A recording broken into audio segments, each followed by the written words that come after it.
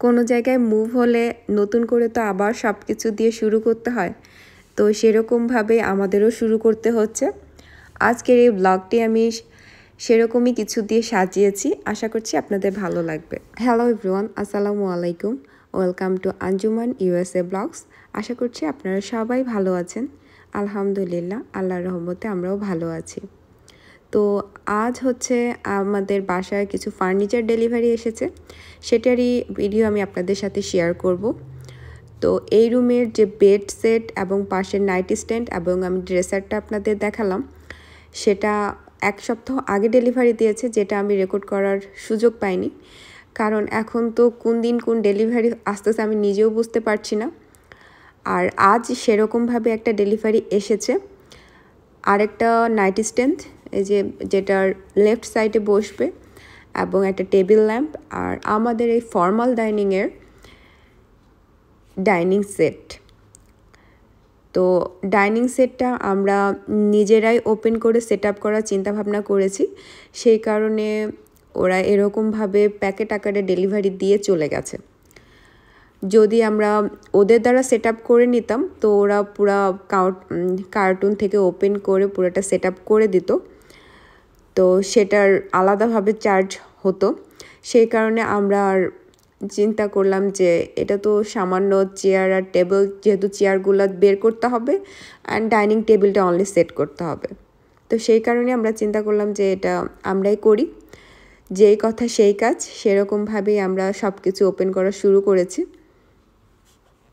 চেয়ারগুলো বের করা তো খুবই সহজ, টেবিলটা সেট আপ করতে একটু আমাদের কষ্ট হয়েছে, বাট সব কিছু ঠিক হয়ে গেছে। কিন্তু আমার সব থেকে কঠিনতম কাজ মনে হয় এই যে কার্টুনগুলো আছে, বিগ কার্টুনগুলো, এগুলো ট্র্যাশ করা। কারণ এইখানে এরকমভাবে ট্র্যাশ করা কোনোভাবেই সম্ভব না, যারা ইউএসএতে থাকেন তারা তো জানেন।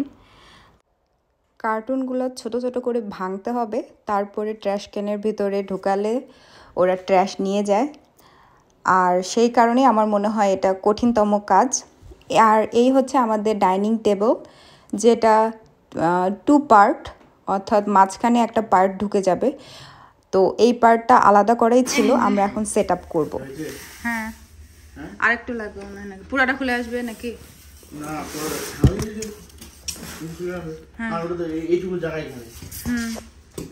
ওইটা এখন এখানে ঢুকবে মাঝখানে।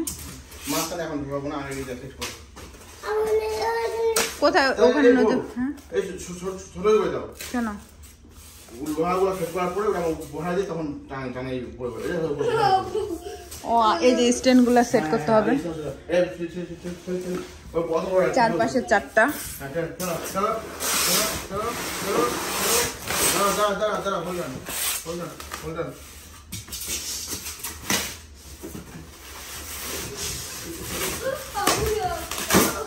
আবু, বি কেয়ারফুল, তুমি পড়ে যাবা। ইয়েস,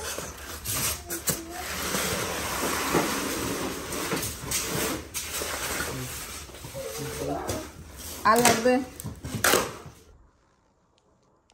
এটা হচ্ছে আমাদের ডাইনিং টেবিলের ফাইনাল একটা লুক।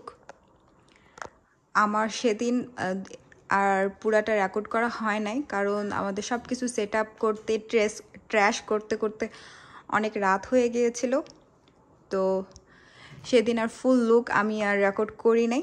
তো আজকে এই ভিডিওর সাথে আমি অ্যাড করে দিচ্ছি আমাদের ডাইনিং টেবিলের এই ফাইনাল লুক, 8 চেয়ার এবং ডাইনিং।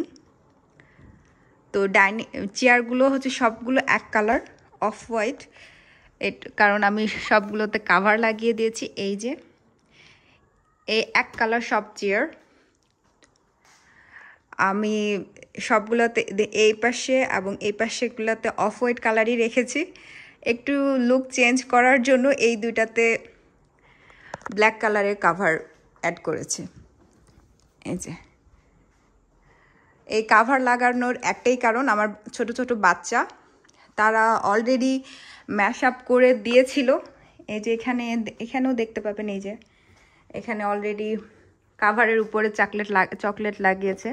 এই যে এক কালার সম্পূর্ণ কাভার চেয়ার। এই বাচ্চাদের কারণেই আমার কাভারগুলা লাগানো, কারণ এগুলো আমি তুলে আবার ওয়াশ করে ফেলতে পারবো। এই হচ্ছে আমাদের ডাইনিং টেবিল, ফর্মাল ডাইনিং। আর ওইটা ছিল অফিস রুম। আমার যারা হাউস ট্যুরের ভিডিওটা দেখেছেন যে ওটা এখানে বলে অফিস রুম, কিন্তু আমাদের চিন্তা ভাবনা ছিলই যে বাচ্চারা যতদিন না বড় হয় ওদের নিচে খেলার জন্য একটা রুম আমাদের দরকার। তো সেই কারণেই আমরা ওই রুমটা হচ্ছে খেলার রুম হিসেবেই আপাতত রেখেছি, যতদিন আমার বাচ্চারা বড় না হয়, কারণ নিচে তো একটা খেলার দরকার, স্পেস দরকার ওদের। তো এই যে এখানে একটা বাউন্সিং হাউস আর সব ওদের খেলনাপত্র, ওরা বেশিরভাগ সময় এখানেই থাকে। আর এই সাইডে তো আমাদের এই যে ফর্মাল ডাইনিং। আমাদের এই লাইটটা আমরা চেঞ্জ করার চিন্তা ভাবনা করেছি, সব কিছু আস্তে আস্তে করব। এখানে অন্য একটা শ্যান্ডেলিয়ার লাগানোর ইচ্ছা আমাদের, দেখা যাক।